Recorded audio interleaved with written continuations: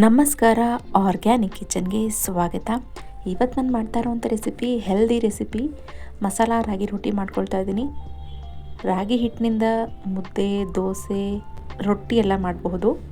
ಇದೆಲ್ಲ ತಿಂದು ಬೋರ್ ಆಗಿದೆ ಅನ್ನೋ ಟೈಮ್ನಲ್ಲಿ ಈ ರೀತಿ ಮಸಾಲ ರಾಗಿ ರೊಟ್ಟಿನ ಟ್ರೈ ಮಾಡಿ. ತುಂಬಾ ಈಸಿಯಾಗಿ ಕೈಗೆ ಅಂಟದೇ ಇರೋ ರೀತಿಯಲ್ಲಿ ಹೇಗೆ ಮಾಡೋದು ಅಂಥೇಳಿ ಈ ವಿಡಿಯೋದಲ್ಲಿ ಶೇರ್ ಮಾಡಿದ್ದೀನಿ. ಅದಕ್ಕೆ ಬೇಕಾಗಿರುವಂಥ ಐಟಮ್ಸ್ ನಾನಿಲ್ಲಿ ಸಣ್ಣಕ್ಕೆ ಈರುಳ್ಳಿ ಕಟ್ ಮಾಡಿ ಇಟ್ಕೊಂಡಿದ್ದೀನಿ. ಹಾಗೆಯೇ ಕ್ಯಾರೆಟ್ನ ಸಣ್ಣದಾಗಿ ತುರಿದಿಟ್ಕೊಂಡಿದ್ದೀನಿ. ಸಣ್ಣಕ್ಕೆ ಹಸಿಮೆಣಸಿನ್ಕಾಯಿನ ಕಟ್ ಮಾಡ್ಕೊಂಡಿದ್ದೀನಿ. ನಮಗಿಲ್ಲಿ ಯಾವುದೆಲ್ಲ ತರಕಾರಿ ಇಷ್ಟ ಆಗುತ್ತೋ ಅದನ್ನೆಲ್ಲನೂ ಹಾಕ್ಕೊಳ್ಬಹುದು.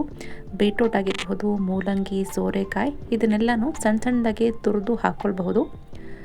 ಇವಾಗ ಸ್ವಲ್ಪ ಕರಿಬೇವಿನ ಸೊಪ್ಪು, ಸ್ವಲ್ಪ ಕೊತ್ತಂಬರಿ ಸೊಪ್ಪು, ಹಾಗೆಯೇ ತುರಿದಿರುವಂತಹ ಶುಂಠಿ ಹಾಕ್ಕೊಳ್ಬೇಕು. ರಾಗಿ ರೊಟ್ಟಿನಲ್ಲಿ ಶುಂಠಿ ತುಂಬಾ ಟೇಸ್ಟ್ ಕೊಡುತ್ತೆ. ಬೆಳ್ಳುಳ್ಳಿ ಬೇಡ. ಹಾಗೆಯೇ ನಾನಿಲ್ಲಿ ಫ್ರೆಶ್ ಆಗಿರುವಂತಹ ಮೆಂತ್ಯ ಸೊಪ್ಪನ್ನು 1 ಕಪ್ ಆಗುವಷ್ಟು ಹಾಕ್ಕೊಳ್ತಾ ಇದ್ದೀನಿ. ಸೊಪ್ಪನ್ನು ಸಹ ನೀಟಾಗಿ ವಾಶ್ ಮಾಡಿ ಸಣ್ಣಗೆ ಕಟ್ ಮಾಡಿ ಹಾಕ್ಕೊಳ್ಬಹುದು.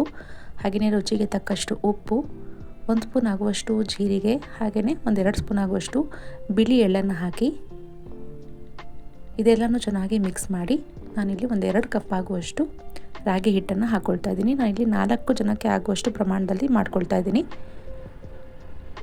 ಮೊದಲಿಗೆ ಇದೆಲ್ಲನೂ ಚೆನ್ನಾಗಿ ಹಿಟ್ಟಿನ ಜೊತೆಗೆ ಮಿಕ್ಸ್ ಮಾಡ್ಕೊಳ್ಬೇಕು.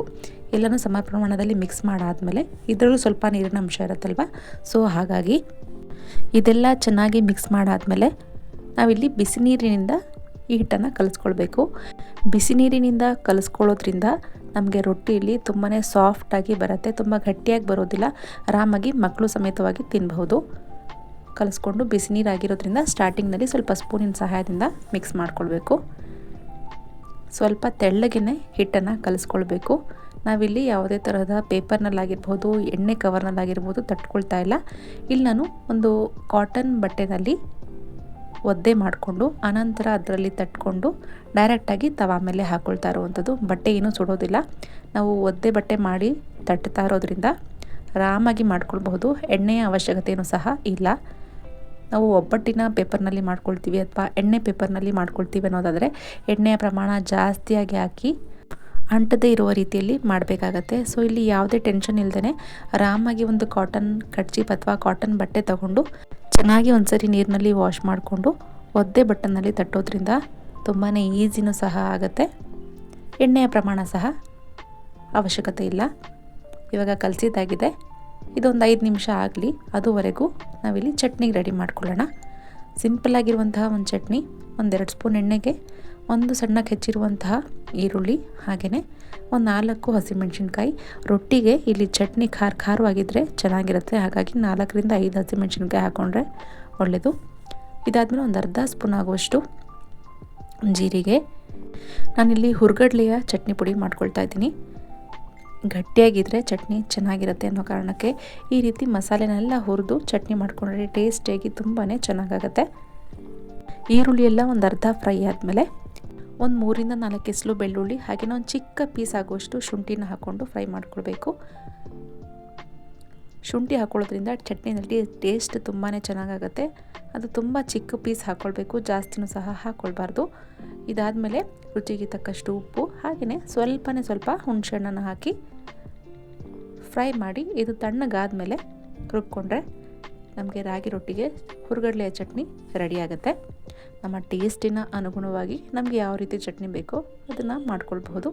ಅಥವಾ ಚಟ್ನಿ ಪುಡಿಗೆ ಮೊಸರು ಹಾಕ್ಕೊಂಡು ಅಥವಾ ತುಪ್ಪ ಹಾಕ್ಕೊಂಡು ಸಹ ಈ ಮಸಾಲೆ ರೊಟ್ಟಿಗೆ ಸರ್ವ್ ಮಾಡ್ಕೊಳ್ಬಹುದು. ಇವಾಗ ಹುರ್ಕೊಂಡಿರುವ ಮಸಾಲೆ ಸಹ ತಣ್ಣಗಾಗಿದೆ. ಇವಾಗ 1 ಕಪ್ ಆಗುವಷ್ಟು ಹುರ್ಗಡ್ಲೆ ಹಾಕ್ಕೊಂಡು ಸ್ವಲ್ಪ ನೀರು ಹಾಕ್ಕೊಂಡು ಇದನ್ನು ಗಟ್ಟಿಯಾಗಿ ರುಬ್ಕೊಳ್ಬೇಕು. ಬೇಕು ಅನ್ನೋರು ತೆಂಗಿನಕಾಯಿನೂ ಸಹ ಹಾಕ್ಕೊಂಡು ರುಬ್ಕೊಳ್ಬೋದು, ಏನೂ ತೊಂದರೆ ಇಲ್ಲ.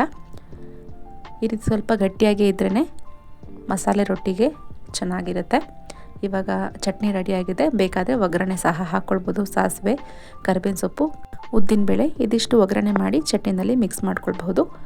ಇವಾಗ ಕಲಸಿಟ್ಟಿರುವಂತಹ ರಾಗಿ ಹಿಟ್ಟು ಸಹ ತಣ್ಣಗಾಗಿದೆ. ಇವಾಗ ಈ ರೀತಿ ಕಾಟನ್ ಬಟ್ಟೆನಲ್ಲಿ ಸ್ವಲ್ಪ ಚೆನ್ನಾಗಿ ವಾಶ್ ಮಾಡಿ ಒದ್ದೆ ಮಾಡ್ಕೊಳ್ಬೇಕು. ಆನಂತರ ಈ ರೀತಿ ಬಟ್ಟೆ ಮೇಲೆ ಹಾಕ್ಕೊಂಡು ನಮಗೆ ಎಷ್ಟು ಅಗಲಕ್ಕೆ ಬೇಕೋ, ಎಷ್ಟು ತೆಳ್ಳಗೆ ಬೇಕೋ ಈ ರೀತಿ ತಟ್ಕೊಳ್ಬಹುದು. ಸ್ವಲ್ಪ ಕೈಗೆ ಅಂಟ್ಕೊಳ್ತಾ ಇದೆ ಅನ್ನೋದಾದರೆ ಪಕ್ಕದಲ್ಲೇ ಒಂದು ಬೌಲ್ನಲ್ಲಿ ತಣ್ಣೀರನ್ನು ಇಟ್ಕೊಂಡು ಆವಾಗ ನೀರಿನ ಕೈ ಮಾಡಿಕೊಂಡು ಈ ರೀತಿ ತಟ್ಕೊಳ್ಳುವಂಥದ್ದು ಅಷ್ಟೇ. ತುಂಬಾ ಈಸಿ ಆಗಿರುತ್ತೆ. ಡೈರೆಕ್ಟಾಗಿ ತೊಗೊಂಡು ಈ ರೀತಿ ತವ ಮೇಲೆ ಹಾಕ್ಕೊಳ್ಬೇಕು. ನೋಡಿ ಬಟ್ಟೆ ಸಹ ಏನೂ ಸುಡೋದಿಲ್ಲ, ಯಾಕಂದರೆ ಬಟ್ಟೆ ಪೂರ್ತಿಯಾಗಿ ಒದ್ದೆ ಆಗಿರುತ್ತೆ ಅಲ್ವಾ, ಸೊ ಏನೂ ತೊಂದರೆ ಇಲ್ಲ. ಆರಾಮಾಗೂ ಸಹ ರೊಟ್ಟಿ ಎದ್ದೇಳುತ್ತೆ. ಅಥವಾ ರೊಟ್ಟಿ ನಮಗೆ ತವಾಗೆ ಅಂಟ್ತಾ ಇದೆ ಅನ್ನೋದಾದರೆ ಸ್ವಲ್ಪ ಕೆಳಗಡೆ ಎಣ್ಣೆ ಹಾಕಿ ಆನಂತರ ರೊಟ್ಟಿನ ಹಾಕ್ಕೊಳ್ಬಹುದು. ಮೀಡಿಯಮ್ ಫ್ಲೇಮ್ನಲ್ಲಿ ಬೇಯಿಸ್ಕೊಳ್ಬೇಕು. ಇದು ರೊಟ್ಟಿ ಆಗಲಿಕ್ಕೆ ಸ್ವಲ್ಪ ಲೇಟ್ ಆಗುತ್ತಲ್ವ, ಸೊ ಹಾಗಾಗಿ 2-3 ನಿಮಿಷ ಆದರೂ ಮೀಡಿಯಮ್ ಫ್ಲೇಮ್ನಲ್ಲಿ ರೊಟ್ಟಿ ಹಾಕಬೇಕು. ನಮಗೆ ಎಣ್ಣೆಯ ಅಂಶ ಬೇಕು ಅಂದರೆ ಹಾಕ್ಕೊಳ್ಬೋದು. ಆರಾಮಾಗಿ ಡಯಟ್ ಮಾಡೋರು ಈ ರೊಟ್ಟಿನ ಟ್ರೈ ಮಾಡ್ಕೊಳ್ಳಿ. ಇದನ್ನು ಅಕ್ಕಿ ಹಿಟ್ಟಿನಿಂದನೂ ಮಾಡ್ಕೊಳ್ಬೋದು, ರಾಗಿ ಹಿಟ್ಟಿನಿಂದನೂ ಮಾಡ್ಬೋದು, ಜೋಳದ ಹಿಟ್ಟಿನಿಂದನೂ ಸಹ ಈ ರೀತಿ ಮಾಡ್ಕೊಂಡು ತಿನ್ಬೋದು. ಆರಾಮಾಗಿ ಮಕ್ಕಳಿಗೆ ಬ್ರೇಕ್ಫಾಸ್ಟಿಗೆ ಲಂಚಿಗೆಲ್ಲ ಕೊಟ್ಟು ಕಳಿಸಿದ್ರೆ ಚೆನ್ನಾಗಿರುತ್ತೆ ಸಹ, ಅಥವಾ ನೈಟ್ ಡಿನ್ನರ್ಗೂ ಸಹ ಮಾಡ್ಕೊಳ್ಬೋದು.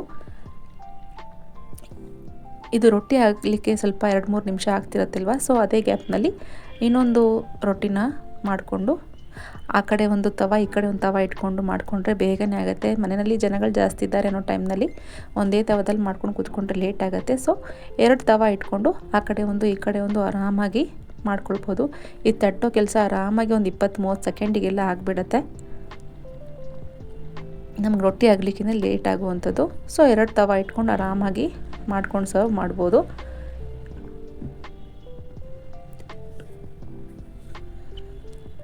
ನಾವಿಲ್ಲಿ 2 ರೊಟ್ಟಿ ತಟ್ಟೋ ಟೈಮ್ನಲ್ಲಿ 1 ರೊಟ್ಟಿ ರೆಡಿಯಾಗಿರುತ್ತೆ. ನೋಡಿ ಎಷ್ಟು ಈಸಿಯಾಗಿ ರೊಟ್ಟಿನ ನಾವು ಕಾವಲಿ ಮೇಲೆ ಹಾಕ್ಕೊಳ್ತಾ ಇರುವಂಥದ್ದು. ನೀವು ಕೂಡ ಒಮ್ಮೆ ಈ ರೀತಿ ಟ್ರೈ ಮಾಡಿ. ತುಂಬಾ ಈಸಿ ಪ್ರೊಸೆಸ್ ಅಂತಲೇ ಹೇಳ್ಬಹುದು ಇದು.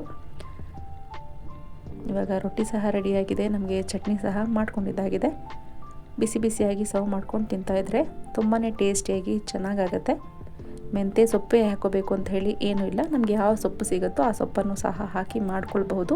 ಈ ರೀತಿ ಸಾಫ್ಟಾಗೇ ಇರುತ್ತೆ, ಯಾಕೆಂದರೆ ನಾವು ಸ್ವಲ್ಪ ಬಿಸಿ ನೀರಿನಿಂದ ಮಾಡಿರೋದ್ರಿಂದ, ಹಾಗೆಯೇ ಬಟ್ಟೆನಲ್ಲಿ ನಾವು ತಟ್ಟಿರೋ ಕಾರಣ ಸಾಫ್ಟಾಗೇ ಬರುತ್ತೆ ರೊಟ್ಟಿ, ಗಟ್ಟಿಯಾಗೂ ಸಹ ಇರೋದಿಲ್ಲ.